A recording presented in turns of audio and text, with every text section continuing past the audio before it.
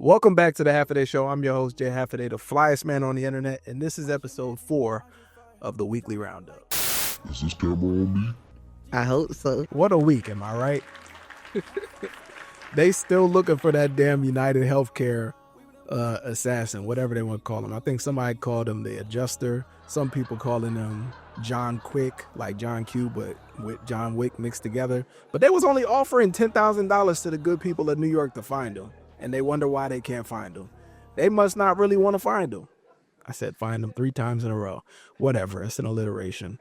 But yeah, TikTok, yeah, bro. My comment section is terrifying. I've never seen that type of unity, and it's all for hate. I'm like, damn, bro. What did he do to make them niggas that mad? A lot of shit, apparently. But for security purposes, we ain't gonna go into none of that because I don't condone violence. Type shit. Anyway, yeah, United Healthcare CEO got popped at the crack of dawn. Bro got ready. Ain't even brush his teeth probably. Ain't have nothing to breakfast. He said, I'm going to take bro out. And did. And then he disappeared into Central Park for literally like a day probably. And people on Twitter, vigilantes and shit, detectives, niggas trying to be Batman. This one fucking dork tried to fucking find him by tracking down the city bike data. Whole time he ain't even escape on a city bike. It was just a regular e-bike. Now you done fucked up NYPD's whole investigation. Congrats, dickhead. Nigga try to be the snitch of the year, and then end up fucking up their whole investigation. Bro thought it was his time in the shine. It's time in the sunlight. Didn't work out for him. And it didn't work out for the CEO. Rest in peace. But yeah. Corporations, bigwigs, y'all need to be really concerned with the status of the doggone social contract because people are fed up with being poor. I don't know how much greedy y'all think y'all can get without people like actually starting to catch on to this shit, but it seems like the contract is starting to weaken. So y'all need to start investing back into people and stop disenfranchising people for y'all safety and mine. But yeah, that was only the tip of the iceberg of shit that happened last week. Doggone, the Assad regime done collapsed in Syria. South Korea had a fucking coup. The president tried to stage a coup on himself. Declared martial law and everything. What else? Oh, just yesterday, doggone Jay-Z. Man, I hope that's not true. Jay-Z got announced that he was in that him and the Diddler had I don't know if I can say this on YouTube. They had some allegations of misconduct against a minor, and we don't condone that. But then he went literally like 15 minutes after that was announced, went right back and put his own statement out. So I don't know what's going to happen with that case, and I'm not going to speak too much on it. But yeah, shit is getting wicked. And there's a lot of craziness happening. What else happened last week?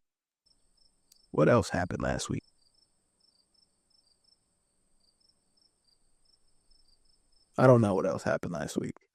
That was just the news. I'm pretty sure I'm missing a big one. I'm missing something. I know what I forgot. The doggone TikTok ban. How could I forget?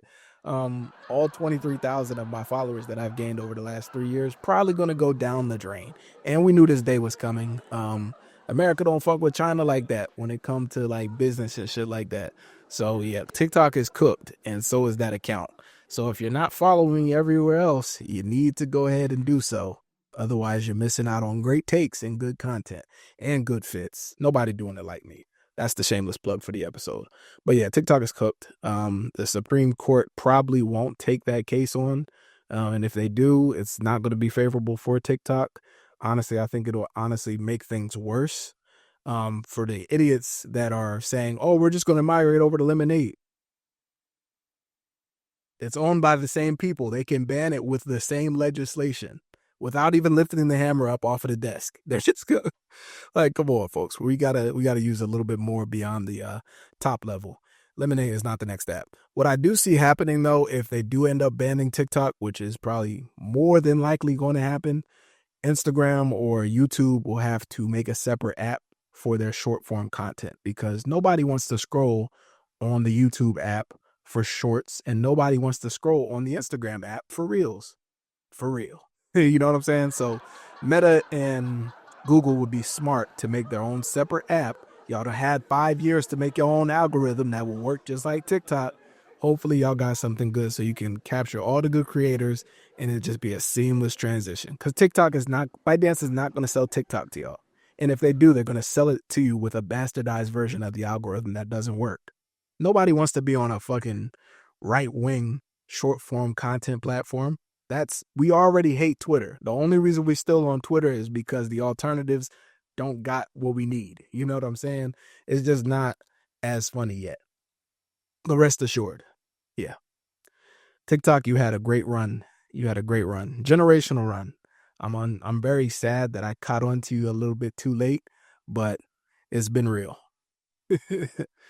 No pun intended. So I did an interview this past weekend with a friend, Gio, and she's a PR professional. And I had asked her a question. I said, can you have a good fit but still have bad style? You can definitely have a good fit and have a bad sense of style because it's so easy to copy and paste when it comes to fashion nowadays. Like literally, you just open up TikTok for the time being, and you can find whatever niche of fashion that you want and emulate that whole vibe. But at the same time, you wouldn't know how to reproduce it unless you've seen the video the first time. And that's no shade. But I think the sense of style comes from a form of authenticity. People don't know what they really like anymore because people don't know how to shop for clothes anymore because everything's online. I made a whole nother video about that a month ago, but I'm not going to go into in depth. But let me know what y'all think. Can you have a good fit but a bad sense of style? Yeah. And I think the inverse also applies as well. You can have good style and make a bad fit. I am example number one. Do you know how many bad fits I've made, but I think I have a pretty good sense of style? Yeah. I could do a 3-part series on the worst outfits I've ever made, and you would not know that I'm an actual like fashion influencer. Doesn't matter though. Last week was also an interesting time for Spotify Wrapped and Apple Music Replay. I don't know what the hell I'm doing with my hand right now, but my Apple Replay was no surprise to me. I've had the same Apple Replay for the last 5 years. Drake, Fred Hammond, Usher, Beyonce, and Kendrick Lamar. It may deviate on that last artist a few times. Like I might throw a J. Cole in there. I might throw in, yeah, that's pretty much gonna, or Kanye West. That might be the same since 2019. I think I've had the same Apple Replay. We'll put an overlay up to see if that's correct or not. But the thing that tripped me up about the Apple Replays and the Spotify Rap is everybody tries to act so surprised when they see Drake as their number one artist. I'm like, yeah, he went out sad in the beef, but y'all still love Drake. It's still Drake at the end of the day. And y'all be, niggas is blaming AI, niggas is blaming bots and shit. I'm like, bro, you put the music on your phone and you listen to it. Tell the truth. It's okay to say Kendrick won and still like listening to Drake's music. The only one that ate in this beef was me at the end of the day. But on a definite tangent here, like I said, we're going to be quick. We're moving through these topics like it's nothing, folks. Political history is a very interesting subject that honestly comes into my mind so frequently, especially with as much as that's happened this past week. Like post-election, I think the Biden administration will be remembered favorably, even though I'm not really a fan of the Biden administration. Like he was probably one of the most unpopular presidents in my life from the start of his administration, with how he handled Afghanistan, with how he handled COVID, like, and then the price of everything going up. Now, albeit a lot of these things weren't his fault because the last administration was just as bad, but yeah, he didn't really manage it that well up front. But now looking at it from a historical standpoint, yeah, guys, a lot of major shit happened globally that benefits the American way of life and benefits globalism. Like when you look at it from an intelligence framework, the shit that Biden was able to accomplish through his global strategy is unprecedented. We had not seen that since, I don't know who we've seen that last for. Obama probably had a similar approach, but yeah, no. I think Biden is the antithesis to Bush. He wrapped up a lot of things that Bush caused. That's the best way that I can say it. With Assad falling in Syria, the Russian economy collapsing, Like Biden capitalized on a lot of intelligence goals for America that we have not been able to achieve since the Cold War. And a lot of checks that Bush wrote, Biden cashed out on them. And we look at all the figures of money that he sent to Ukraine and we say, damn, that's a lot of fucking money. But you got to realize the opportunity cost here. If we could take out the biggest threat to the global way of life and the biggest threat to America directly, the biggest direct competitor, America will be better off from it. Russia's economy is in hell right now, and it will not recover. And we will be able to say in 30 years that that was a direct cause of the Biden administration. Now, there are other things that are also net bad, like the shit that's going on in Palestine right now. But when it comes to Russia, when it comes to Syria, when it comes to the Middle East, Biden's global strategy worked. And that's the only thing that we can say. Domestically, he didn't give a fuck about us. But internationally, he definitely had the best interests of national security. And I can say that confidently. The only misstep that he had was letting Israel do what it did in Gaza.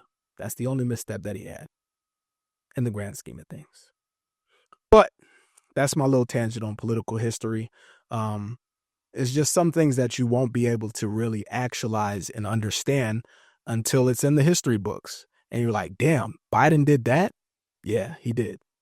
But yeah, that's a little tangent on political history. Now we're going to move into some modern history. Episode 4 of Dune Prophecy. What a fucking episode. Definitely redeemed yourself from episode 3 and now that bullshit with the flashbacks and the brain blast. Crackhead Leonardo, very well written character. I am impressed and I am a fan. But you know who's the most manipulative in the whole series? The doggone mom. And I think I called it in episode 1 when I first started watching this and doing these recaps. The mom, the most shady of them all. It seemed like she got her own agenda. If it come out that the mom was a damn sister mother or whatever, or one of the witches, I would not be surprised. Because the way she be moving, she knows some shit. And then, bro, that's not even the craziest thing. The little girl done got up off the table. I am robot. It's fucking crazy, bro. She got off the... Yeah. Zendaya Jr. is back. It's fucking crazy. This episode was amazing. And now I can confidently say that this show is actually very good. Episode 4 did that by itself. Now we'll move along to the NBA tier list and we'll be quick. Like I said, no commercial breaks on this. We did this in under 15 minutes, I think. And I'm proud of myself for that. But let's see what we have for the NBA tier list. I watched a lot of basketball this past weekend. The Warriors are going down 1, I think. Cavaliers are going to go down 1, I think. The Heat will move up. They have redeemed themselves. The Hawks will stay right where they are. The Nuggets lost to the fucking Wizards. That was surprising. You know, you get one of those fluke Jordan Poole performances every once in a while where he just decides to turn into Michael Jordan. But yeah, he had 40 points, I think, and Jokic lost with 56. I was definitely surprised to see that. Who else is going to go down?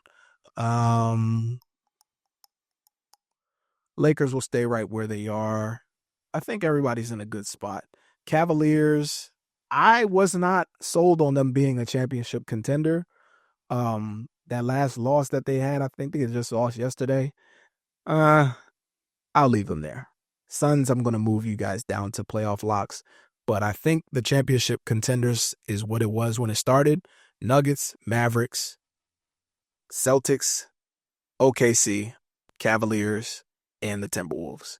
Everybody else is either in between mid or playoff locks. The Bulls, ass. Hornets, okay. Hornets actually have been very fun to watch. I've probably watched them more than I've watched any other team besides the Thunder this year. Sixers are still ass. Nets are ass. Spurs are ass. But shout out to Chris Paul for hitting number 2 all time on the assist list. And again, folks, this is the Weekly Roundup, episode 4. And this is the Half a Day Show. Education, entertainment, and everything in between. See y'all next week. Peace. Is this camera on me? I hope so.